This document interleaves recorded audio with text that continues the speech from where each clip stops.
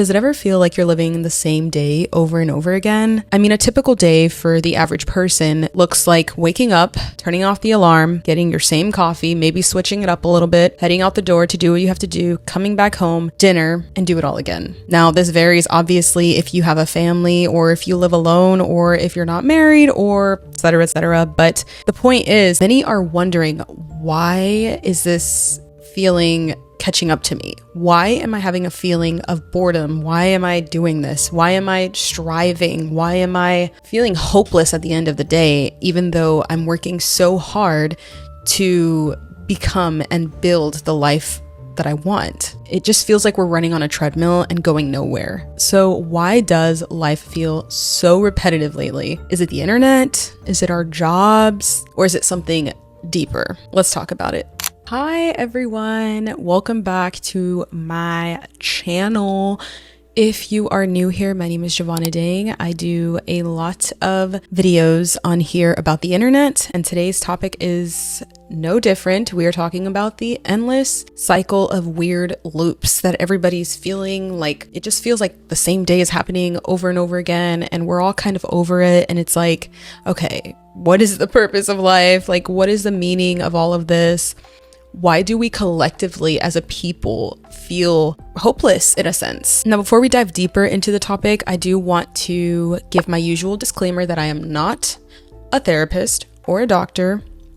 I'm not even a teacher, but I just like talking about things on the internet that seem to be sparking people's interest and mine as well, obviously. So yeah, if you feel like you clicked on this video to find a purpose or a moment like, hey, that's probably why I'm feeling like this, then I hope I can help you in that way. Or if you are watching this for entertainment purposes only, then I just want to say thank you so much for being here. So according to psychology, there's actually a reason our brains feel like this. Now, the word for this is called hedonic adaptation, which basically means humans get used to things really fast. Whether it's a new phone, a new clothing item, even a new routine as a whole, or a new job, humans just get over it really fast, and that spark that was there eventually starts to fade. It just becomes used up or your new normal, and you just get over it really fast. It's just a part of our human nature. The truth is, he who dies with the most toys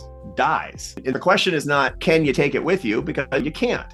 The idea of the bucket list, particularly as you get into the second half of your life, or he who dies with the most toys wins, that's something that we in my business call the hedonic treadmill or more. And I'm looking for the thrill of the more, and I can never be satisfied. Now, there's a huge neurophysiological basis for why people do that. Everybody knows these days about the neuromodulator called dopamine. Dopamine lies behind all addictive behaviors, from alcoholism to gambling to methamphetamine to pornography. All the bad stuff that you can ruin your life with is dopamine related. And what happens is that dopamine pumps into your brain as you have the anticipation of reward. It gives you craving. It makes you do things that you really shouldn't do because you have this anticipation and craving of reward. Again and again, you build up these pathways. For workaholics, for success addicts, for a lot of people in our society, that's all about getting more toys, checking things off the bucket list, the next success, having more, doing more, seeing more prestige, more money, more power, more. And that is just the fast route to complete frustration. Our brains essentially run dry from making new memories with that new routine or with that new job or new item. And this explains why we can't remember what we did last Tuesday, like off the tee. Some people can because they had a gigantic event happen that day, but most people can't remember what they did on specific days just last week. This is mostly because our brains and our bodies are on autopilot 90% of the time. We're putting our trust into gravity, okay? Me, I put my trust in God, okay? But the general population puts their trust into just everyday life. They're putting their trust into the natural habitat of things. I feel like society as a whole has genuinely turned into like autopilot. I think of the pedestrian or the bystander effect when something traumatic is happening and most bystanders won't help or do anything. We are constantly in this loop of autopilot. On top of this, the internet is no friend to us at all. We literally carry a small machine that can do hundreds if not thousands of things in a second. We have AI, we have social media, we have emails, we have texting, calling, FaceTiming.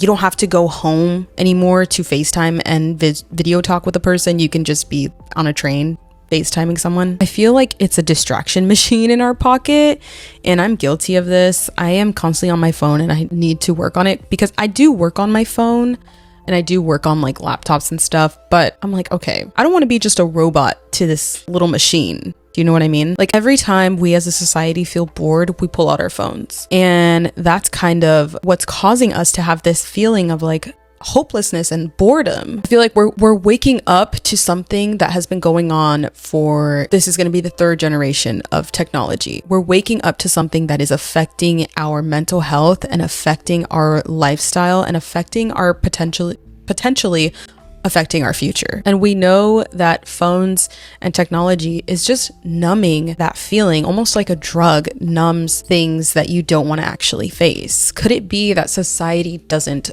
want to actually face reality and deal with reality and sit in reality and work on their own reality? A lot of people are calling it an out-of-body experience, this constant loop. It's like a feeling of them physically being here on earth, obviously, but their actual selves are removed from their bodies. Many describe this feeling as feeling like a glitch in the Matrix or just constant exhaustion. And it's not just the days that are looping, it's the thoughts, constant stress, whether you're stressing about money or the future or just certain things that trickle over each other. I would describe it as a feeling of we're waiting for something to happen, but nothing is happening. Nothing exciting is happening. It's like being stuck in an uncanny valley. And then there's the work side of things. Even hustling or working towards your future can feel like a loop. And honestly, if your only goal in life is to make more money or get more followers, you're bound to hit a wall. Because once you get the money and once you get the followers, you're going to want more. It's a loop that's never going to end because you're constantly trying to reach new goals and reach new must-haves or new accomplishments. Let's look at billionaires, for example. Billionaires like, I can't name him off the top of my head, but he's a part of the AI. He's trying to expand AI like it's not already expanded enough. Elon Musk is literally trying to reach the moon or Mars with SpaceX. All of these extra investments from billionaires prove that once you get to the top, you're not done. As a matter of fact, I need more. This is me speaking as if I'm a billionaire. I need more. I need to invest in this. I need to do that. I need to live longer. Because apparently there's freeze machines going on in the world that billionaires are taking part of because they want to freeze their assets, freeze their bodies, okay, when they die, and be unthawed so that they can continue to live their billionaire lifestyles. You guys can research that on your own. It's something I came across and I kind of want to talk about it in a whole video. But yeah, that's just an example. It feels like to me people are trying to solve a spiritual hunger with physical things, and it's just not going to happen. I feel like for middle class or lower class people, we work harder and the system and the prices increased the more we work harder. So we end up taking side gigs, just little things, little side hustles that we want to make extra money with to make ends meet. So again, we end up climbing the ladder, another step, and another one, only to see the cost of living has skyrocketed. Okay, we see gas prices. If you are in America, you see those gas prices as of April 2026. Insane. On top of gas prices, guys, I had to go get something that cost like $500 the same week the gas prices went up. It's like we're constantly trying to reach another step on the ladder, and the world is stretching that ladder out, making it taller. You save, you sacrifice, and the bill keeps getting bigger or larger. It's like a video game when you finally reach the end of that level, and then the next level is 10 times harder, and then the next level,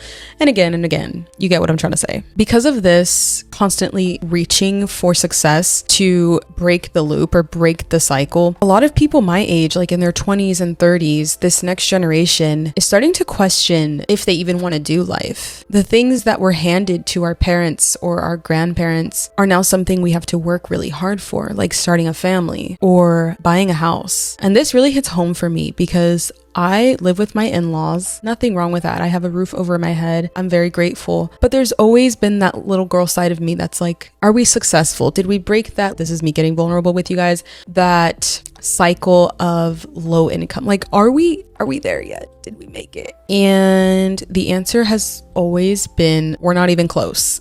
That's where I get a little bit emotional, is trying to make ends meet does feel impossible for me. And that's why I mentioned that, because I'm trying. And I feel like if I were my mother 20 years ago, 30 years ago, I would be successful.